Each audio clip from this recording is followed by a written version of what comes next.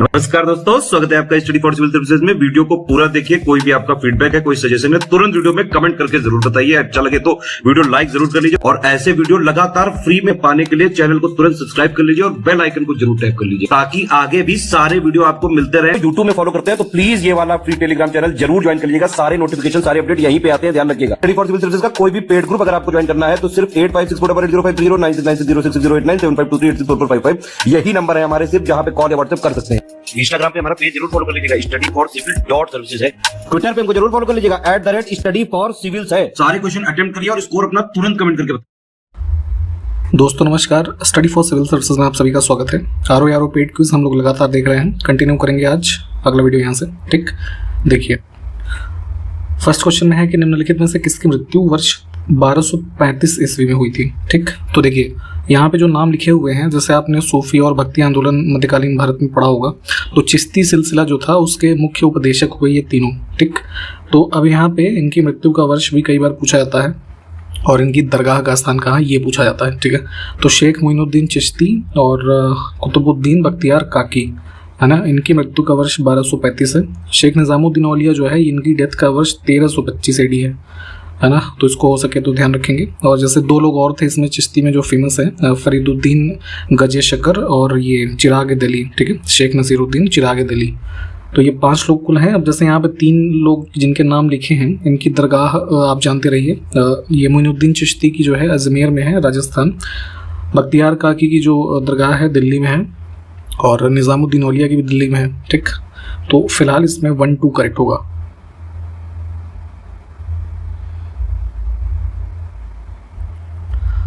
आगे देखें, सूफी संतों के दरगाह पर की जाने वाली धर्म यात्रा किस रूप में जानी जाती है। तो जैसे अभी हमने दरगाहों के बारे में देखा, तो दरगाह पे जो सूफी संतों के दरगाह पे धर्म यात्रा की जाती है, ऐसे यात्रा को ये कहा जाता है जियारत। ठीक, ऐसी शब्दावलियाँ भी पूछी जाती हैं तो इनको ध्यान रखेंगे। जैसे अब मलफूज जो है ना, तो मलफूज का ये अर्थ होता है कि सूफी संत जो आपस में वार्तालाप करते थे। ठीक, मलफूज उसको कहा जाता था। महदी जो है, महदी का मतलब कि जैसे कोई मुस्लिम मसीहा है तो उसके द्वारा जो एक सही राह लोगों को दिखाई जाती है, तो ऐसी चीज़ों के लिए महदी शब्द का प्रयोग करते थे। और खिरका जो है, खिरका ये आपका सूफी संतों का एक प्रकार का कह लीजिए वस्त्र होता था। ठीक, अब देखिए सूफीवाद के अनुसार निम्नलिखित में से किसे वास्तविक ज्ञान भी कहते हैं, real knowledge as per Sufism. तो देखिए कई प्रकार के कॉन्सेप्ट सूफी जो आप ये पढ़ेंगे हिस्ट्री उसमें दिया जाता है। तो जैसे यहाँ पे जो पूछा गया है, वास्तविक ज्ञान को कहा जाता है ये मारिफत, है ना। ये टर्म्स काफ़ी इंपॉर्टेंट है, कई बार जैसे यूपीएससी वगैरह में भी ये अक्सर पूछे जाते हैं, है ना, स्टेट पीसीएस में भी, यूपीपीएससी में भी। तो ध्यान रखेंगे, मारिफत हो गया या फिर इसको वस्ल भी कहा जाता है। ठीक, इसको ध्यान रखेंगे। अब देखें, चिश्ती संप्रदाय से संबंधित सही कथन को चुनना है। तो सूफी हिस्ट्री में आप देखेंगे कि कई सारे संप्रदायों का उदय हुआ अलग अलग टाइम पीरियड में। तो जैसे चिश्ती है, उसके बाद ये सुहरावर्दी, कादरी, है ना, शत्तारी, इस तरह की जो चीज़ें हैं। तो चिश्ती के बारे में फिलहाल देखें, इसका मुख्य केंद्र जो वर्तमान अजमेर है इसके आसपास रहा, तो ये बिल्कुल ठीक बात है। ख्वाजा कुतुबुद्दीन बख्तियार काकी, बाबा फरीद, है ना, इससे जो है संबंधित प्रमुख संत थे। ठीक, ये भी सही है। और निज़ामुद्दीन औलिया तथा अमीर खुसरो जो है ये सब भी चिश्ती संप्रदाय से संबंधित थे। तो दोनों कथन ठीक हैं।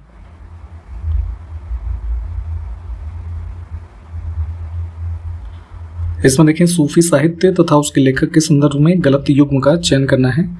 तो कुछ फेमस सूफी साहित्य रहे हैं और उसके लेखक के बारे में आपसे पूछा जाता है। इसकी लिस्ट हो सके तो एक बार देखिएगा। इसमें जैसे इल्म उल किताब, इंसान कामिल, योग कलंदर, ये 3 जो लिखे हुए हैं ये तीनों युग्म सही हैं, है ना, गलत इसमें कुछ भी नहीं है।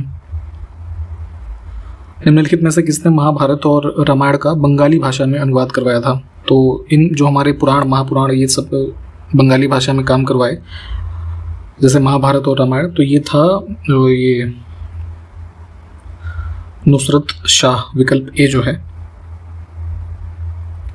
आगे है कि गुरु नानक का दार्शनिक मत क्या था। ठीक, सिखों के प्रथम गुरु नानक जी जो थे, तो फिलोसॉफिकल ओपिनियन उनका देखेंगे तो एकेश्वरवादी थे वो, है ना, मोनोथीस्ट। आगे देखें, तुलसीदास से संबंधित 2 बार हो गया है, कोई बात नहीं, सही कथन चुना है। तो देखिए, पहला है वे अकबर और जहांगीर के समकालीन थे, यानी कि जो मुगल बादशाह हुए ये दोनों, इनके जो शासनकाल है उसी के दौरान इनका भी जीवन काल होगा। तो इसी वजह से ये स्टेटमेंट यहाँ पे दिया गया। तो ये बिल्कुल ठीक बात है, क्योंकि इनका अगर हम टाइम पीरियड देखें तो इनका जन्म हुआ था 1532 में उत्तर प्रदेश का जो बांदा जिला है, ठीक है, यहाँ पे, और मृत्यु का वर्ष है 1623। तो जाहिर सी बात है दोनों के समकालीन हुए। और रामचरितमानस की रचना अवधी भाषा में की थी, जो हमारे इधर देखेंगे पूर्वी उत्तर प्रदेश में बोली जाती है। तो ये बिल्कुल बात ठीक है। तो दोनों स्टेटमेंट हमारे ठीक हो जाएंगे। इनसे संबंधित जो 2-4 बातें हैं, क्योंकि उत्तर प्रदेश से संबंधित हैं ये, तो ध्यान रखा करिए। और ये रामचरितमानस की रचना का वर्ष भी कई बार पूछ लेते हैं, तो 1575 AD, ठीक। और इनके गुरु का नाम नरहरि दास था, माता का नाम तुलसी और पिता का नाम आत्माराम दुबे। ये कुछ बेसिक इन्फॉर्मेशन।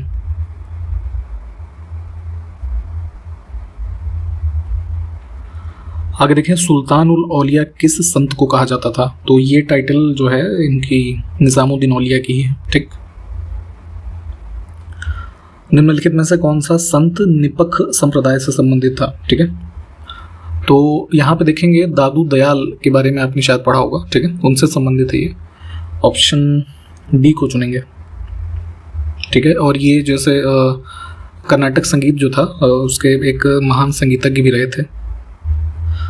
अब इसमें गलत युग्म को चुना है। देखिए, यहाँ पे मैं आपसे अभी भी एक रिक्वेस्ट करूँगा, आपका RO का एग्ज़ाम जो है वो फैक्चुअल नेचर का है, GS की बात करें, ठीक है।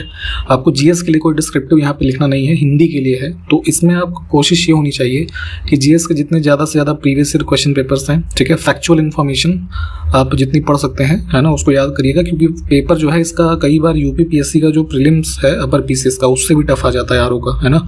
तो ऐसी स्थिति में जब फैक्ट के साथ थोड़ा आप ये थियरी भी पढ़े रहेंगे तो कई बार उससे भी हेल्प मिलती है। तो फैक्ट को भी ध्यान देना है और थियरी तो पढ़नी ही है, ठीक है।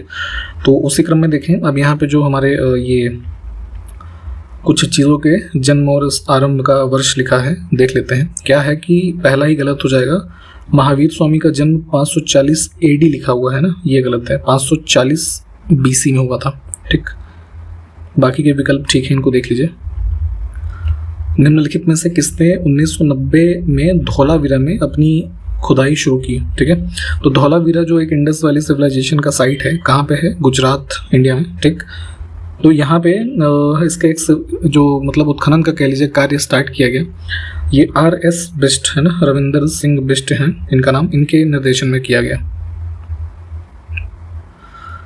आगे देखें, 711 ईस्वी में अरब सेनापति कौन था जिसने सिंध पर विजय प्राप्त की और जो खलीफा के अधिकार क्षेत्र का हिस्सा बन गया आगे चल करके, ठीक है। तो फर्स्ट अरब इन्वेजन्स देखेंगे, जो मुस्लिम कह लीजिए आक्रमण भी सिंध के रीजन में, इधर नॉर्दर्न इंडिया, और ये जो सिंध का रीजन है, तो ये मोहम्मद बिन कासिम का अटैक था ना, 711 ईस्वी के आसपास। आगे देखें, अलेक्जेंडर कनिंघम ने अशोक के अभिलेखों को या अभिलेखों के एक अंश को संभवतः किस वर्ष में प्रकाशित किया? तो अलेक्जेंडर कनिंघम को आप जानते हैं कि ये इंडिया में father of archaeological survey of India के रूप में जाने जाते हैं, और इन्हीं के अंतर्गत कई सारे एक्सकेवेशंस किए गए, जैसे कि सारनाथ जो वाराणसी में है, यहाँ पे भी है ना एक्सकेवेशन इनके निर्देश में किया गया। तो उसी क्रम में जो अशोक के टाइम पीरियड में आप हिस्ट्री में पढ़ते हैं, तो इनके कई सारे जो जैसे ये पिलर इंस्क्रिप्शन है, स्टोन इंस्क्रिप्शन है ना, तो उसके बारे में एक जो इन्होंने पहली बार एक तरीके से कोई डिटेल को प्रकाशित किया अपने समय काल में, तो ये अराउंड 1877 AD में। इसमें देखें, इनमें से कौन सी सर्जरी पर एक प्राचीन भारतीय पुस्तक है? तो वर्तमान में आप जो मेडिकल सर्जरीज देखते हैं अलग अलग, जैसे कोई एक्सीडेंट वगैरह में सर्जरी हो रही है या किसी ऑर्गन की सर्जरी हो रही है, तो सबसे पहली बार इस पर जो ये एंशिएंट बुक आई इंडिया में, तो संस्कृत भाषा की पुस्तक थी सुश्रुत संहिता, है ना, ऑप्शन ए। और जैसे यहीं पे डी विकल्प में आप देखें चरक संहिता, तो ये भी पुस्तक है एक प्राचीन, है ना, लेकिन ये किससे संबंधित है? मेडिसिन से, ठीक है। तो दोनों का डिस्टिंक्शन ध्यान रखेंगे, चरक संहिता मेडिसिन से और सुश्रुत संहिता जो है ये सर्जरी। आगे देखें, भारत का ट्रेजर ट्रोव अधिनियम किस वर्ष अंग्रेजों के द्वारा पेश किया गया था? तो एक एक्ट बनाया गया ब्रिटिशर्स के द्वारा, ट्रेजर ट्रोव एक्ट, 1878 AD में। बेसिकली इसका पर्पज़ ये था कि कोई भी, जैसे उस समय जो ब्रिटिश रूल के अंतर्गत जनता रह रही थी, तो वो खुदाई कर रहे हैं कुछ आसपास, मान लीजिए अपने घरों में, खेतों में, है ना, तालाब हो गया, तो वहाँ से कुछ मान लीजिए प्राचीन वस्तुएं अगर मिलती हैं तो उसके बारे में तुरंत ही जो आर्कियोलॉजिकल डिपार्टमेंट है उसको नोटिफाई करना होगा उन्हें, उसके बारे में ये एक्ट था। तो ध्यान रखेंगे वर्ष भी 1878। नई दिल्ली में राष्ट्रीय संग्रहालय की नींव भारत के प्रधानमंत्री जवाहरलाल नेहरू ने किस वर्ष में रखी थी? तो न्यू दिल्ली में इंडिया गेट के पास में है ये नेशनल म्यूजियम। इसमें पूरे भारत से देखेंगे जो प्राचीन पेंटिंग्स, मूर्तियाँ है ना, अन्य तरह की चीज़ जो है वहाँ पे संजो करके रखी गई हैं। तो इसका फाउंडेशन किया गया था 1955 में।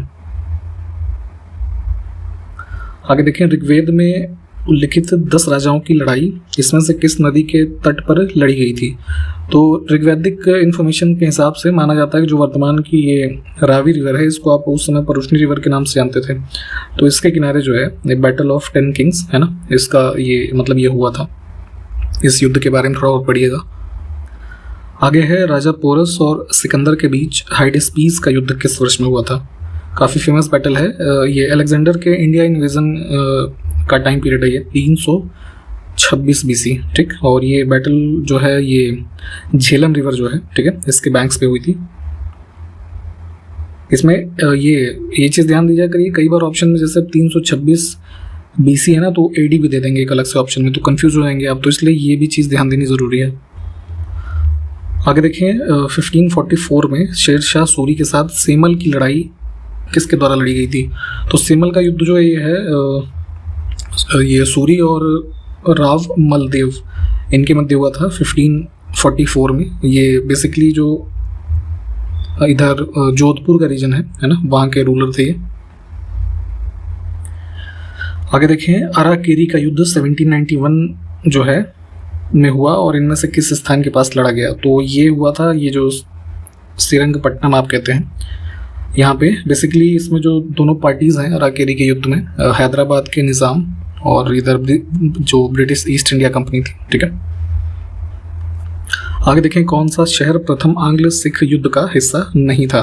तो ये एंग्लो सिख वॉर्स हुए, तो पहला जो हुआ आपका ये 1845 से 1846 के मध्य, ठीक। और ये वर्तमान जो पंजाब है फिरोजपुर डिस्ट्रिक्ट के रीजन में ये युद्ध लड़ा गया, इसमें ये सिख एम्पायर और ईस्ट इंडिया कंपनी के मध्य में। तो अब यहाँ पे जो ये कुछ स्थल हैं ये लिखे हुए, इसमें यहाँ पे बैटल्स हुई।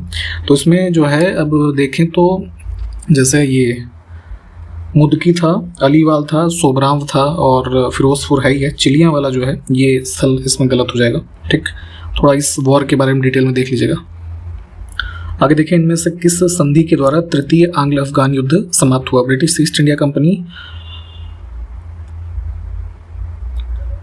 और अफगानिस्तान का जो रीजन आप देखते हैं इनके मध्य ये जो हुआ तृतीय आंग्ल अफगान युद्ध, तो इसके एंड पे जो है अफगान्स के जो है जीतने के बाद ट्रीटी ऑफ रावलपिंडी हुई थी, है ना, ऑप्शन सी।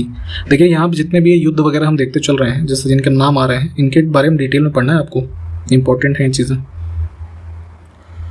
1944 में देखेंगे वर्ल्ड वॉर के टाइम पे इम्फाल की लड़ाई हुई, तो जिसमें ब्रिटिश सेना थी और ये जापानीज सेना के बीच ये युद्ध हुआ था। इसमें देखें यहाँ पे जो घटनाएं लिखी हैं उनको कालानुक्रमिक क्रम में व्यवस्थित करना है, देख लेते हैं। इसमें सबसे पहले शकरखेड़ा की लड़ाई हुई थी, इसका अगर हम वर्ष की बात करें तो 1724, ठीक। बेदरा की लड़ाई ये 1759 में हुई। बैटल ऑफ पोर्टो नोवो जो है ये हुआ था 1781 और सबसे लास्ट में है आपका जो है बैटल ऑफ मुडकी, ये हुआ था 1845 में, ठीक। तो 3, 4, 2, 1 यानी सी ऑप्शन बनेगा। इन सारे बैटल्स के बारे में डिटेल में पढ़िएगा।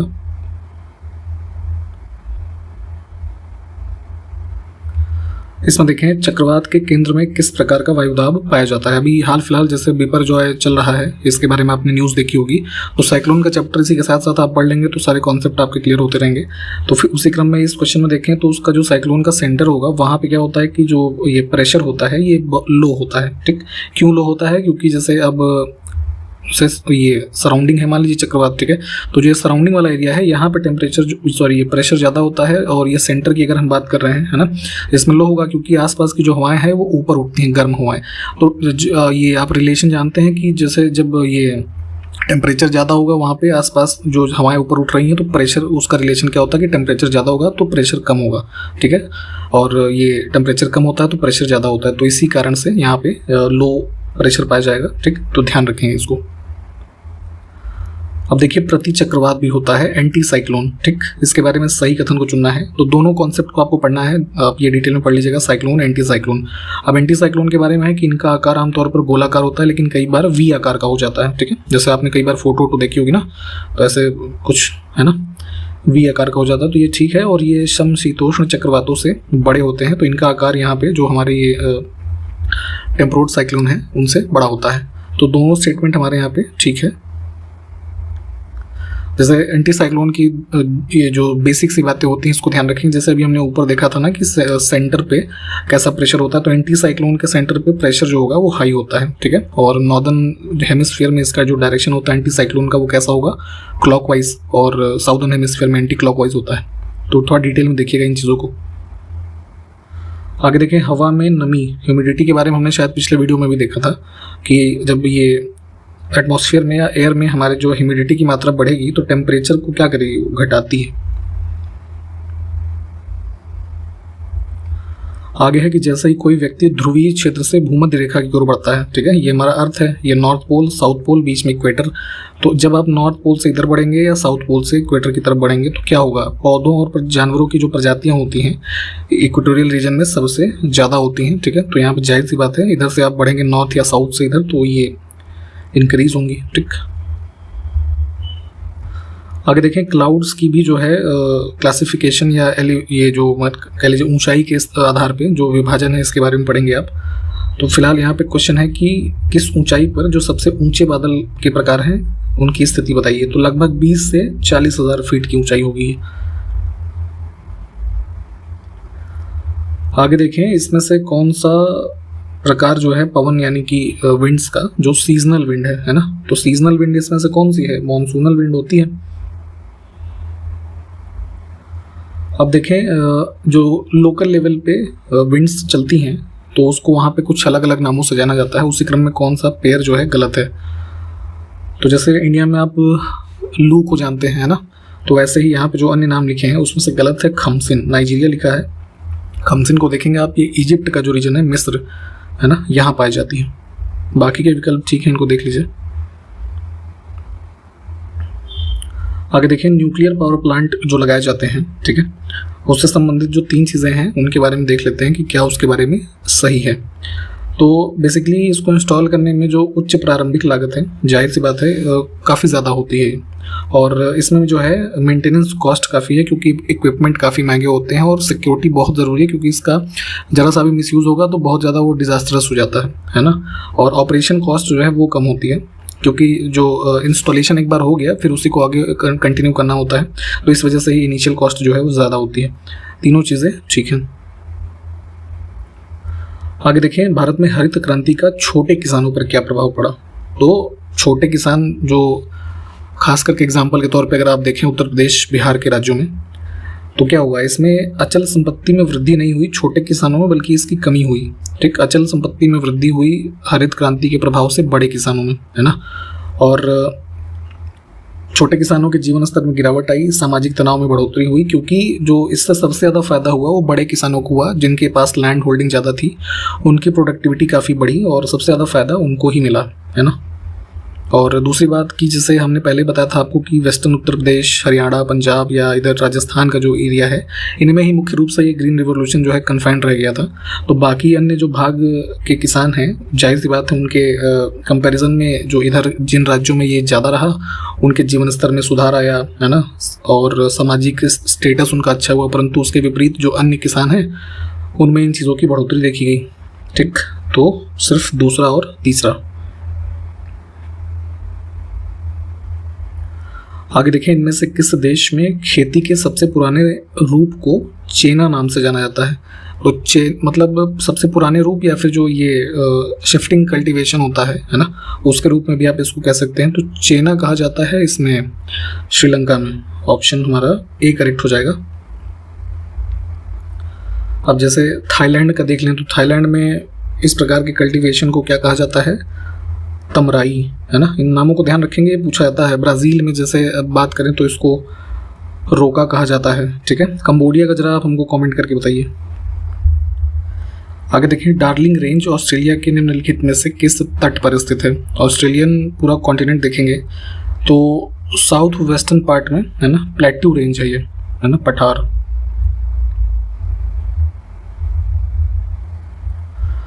आगे देखिए, एक तारा जो आप स्टार देखते हैं, ठीक है, उसकी जीवन की अंतिम अवस्था क्या कहलाती है? तो पूरी लाइफ साइकिल इसकी जब एंड हो रही हो तो ऐसे स्टेज को क्या बोलते हैं? Black hole. ब्लैक होल की घटना को डिटेल में पढ़िए। आगे देखिए, शनि ग्रह के बारे में सही कथन को चुनना है। तो सौरमंडल में हमारे जितने भी ग्रह हैं तो उसमें शनि ग्रह के चंद्रमाओं यानी कि जो नेचुरल सैटेलाइट है उसकी संख्या सर्वाधिक 92 है। तो ये स्टेटमेंट गलत है। गलत क्या, अभी थोड़ा इसके बारे में आप सर्च करके पढ़िएगा। रिसेंटली जो है 2023 में ही शनि ग्रह के लिए 62 नए जो इसके मून्स हैं उसकी डिस्कवरी हुई है। तो इसके साथ अब इनकी जो संख्या है 100+ हो गई है। तो एग्जैक्ट नंबर आप जरा हमको कमेंट करके बताएंगे। और टाइटन जो है इसका सबसे बड़ा जो चंद्रमा यानी कि सैटेलाइट है, जैसे पृथ्वी का क्या है, मून है जिसको हम जानते हैं, तो वैसे ही अन्य ग्रहों का अलग अलग ये सैटेलाइट नेचुरल होता है। तो टाइटन शनि का सबसे बड़ा है, तो सिर्फ दूसरा सही होगा। आगे देखें, होप मंगल मिशन किस देश के द्वारा लॉन्च किया गया? तो मंगल ग्रह पे है ना, जो कुछ रिसर्च पर्पज से जो ये मिशन भेजा गया होप, इसको भेजा था यूएई ने, यूनाइटेड अरब एमिरेट्स। और जिसे इंडिया ने भेजा था तो उसका क्या नाम था? मॉम।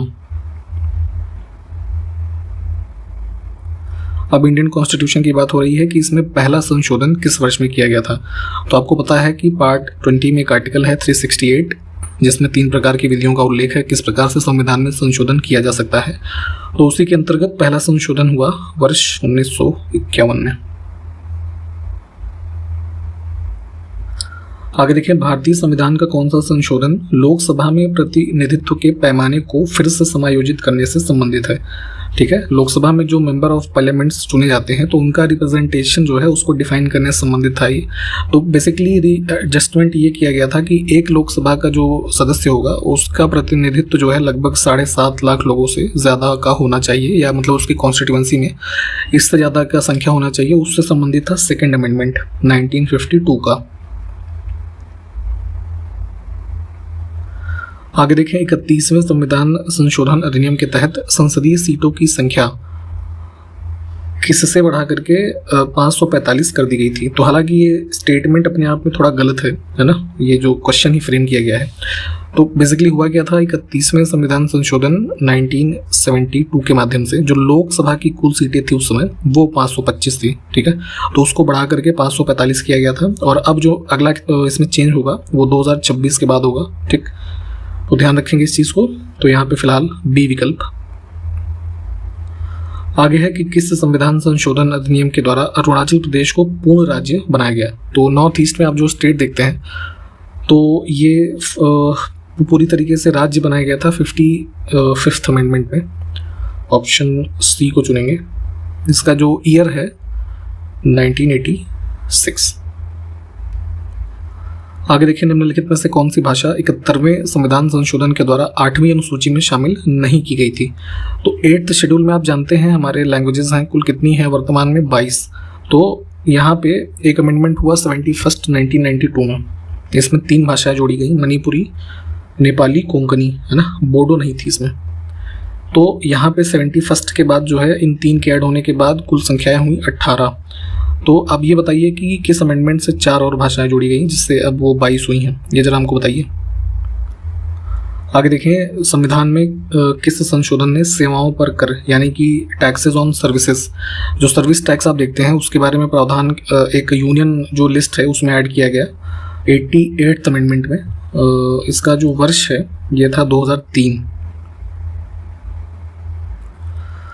आगे देखें, संविधान का 99वां संशोधन किस बारे में है? तो कॉन्स्टिट्यूशन में जो 99th अमेंडमेंट प्रपोज किया गया था 2014 का, उसके माध्यम से जो जुडिशियल अपॉइंटमेंट्स भारत में होती हैं जजेस की, उसके लिए एक प्रणाली है कोलेजियम, ठीक। तो इसके स्थान पर एक नई बॉडी जिसका नाम था NJAC, national judicial appointment commission, इसके बारे में प्रावधान किया गया। लेकिन इस जो पूरा अमेंडमेंट ही है इसको सुप्रीम कोर्ट ऑफ इंडिया ने अनकॉन्स्टिट्यूशनल जो है करार किया था।